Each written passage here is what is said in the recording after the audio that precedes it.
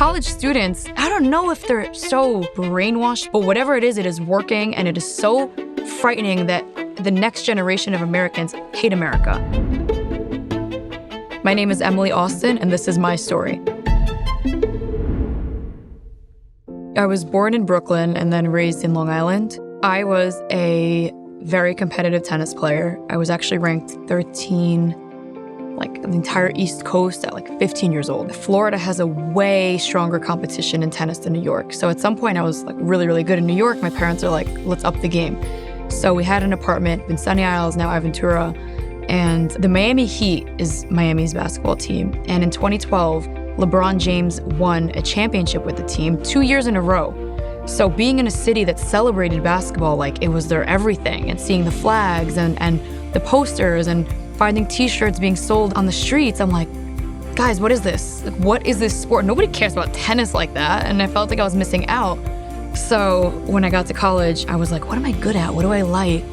Sports. I like talking. Sports journalism. When I was 17, I ran for Miss New York. I did not win. I did not do great either. I butchered my interview, which is so funny because now I interview for a living. And then fast forward 5 years later, Miss Universe calls me on a random Wednesday, and they're like, do you want to be a judge for this upcoming pageant in a few weeks? And I'm like, a judge? Yeah. As a judge, I very much mind that there are trans participants. We evaluate mostly the interview because we're sitting there, it's intimate, we're discussing your woman's story. You grew up a woman, you want to influence other women, you want to change the world as a woman.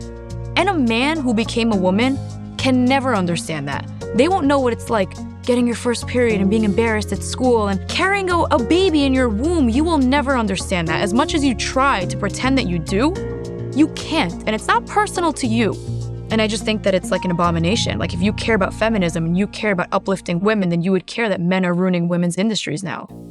After meeting NBA owners or presidents or players themselves, and I'd ask so do you really believe trans people should be in sports? Or come on, we all know it's crazy if Djokovic were to play Serena Williams as a woman and destroy her, right? So everyone's afraid of this small, loud minority that's dictating Hollywood and dictating the sports world.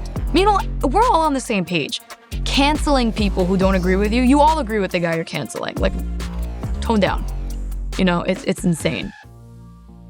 A problem with Gen Z, we are a generation who hear one thing on the internet, especially TikTok, and we are so quick to believe it. People are now, can't believe these words are coming out of my mouth, people are praising Osama bin Laden. Americans on TikTok applauding him because he had good ideas and executed them wrong. Are you joking? These college students, I don't know if they're so attention-seeking or if TikTok has really brainwashed people that much to hate America. But whatever it is working, and it is so frightening that the next generation of Americans hate America. I'm always concerned about our American military, because how are we going to have people that are willing to put their life on the line for our country if we don't even have people who appreciate our country? We're lacking brave patriots, we're lacking education, we're lacking everything that we need right now. And it's just so sad because other countries are watching that and laughing at us, as they should. I think there's very clear times where God is questioning, testing your morals and your ethics. I'm scared of being a Jew, but I'm more afraid of what will happen if I hide my Jewish identity. Because of course my parents are put your star away. And, I don't look at it like a choice, because if I did put my Star of David away and I hid it, I feel like I'm allowing society to go back to Nazi Germany. But people are putting their yarmulkes away and wearing baseball caps instead of kippot. And I think it's sad because essentially we're allowing them to overpower us with fear. And as long as we're fearful, they will overpower us, so we can't. As much as I am afraid, and everyone's afraid, especially on college campuses, the alternative is way scarier.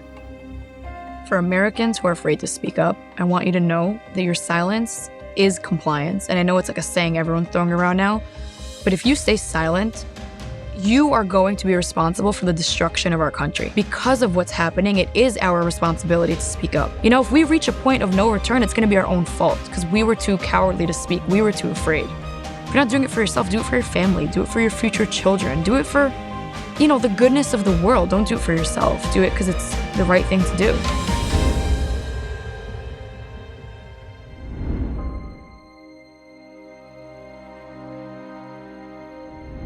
Thank you for watching this video. To keep PragerU videos free, please consider making a tax-deductible donation.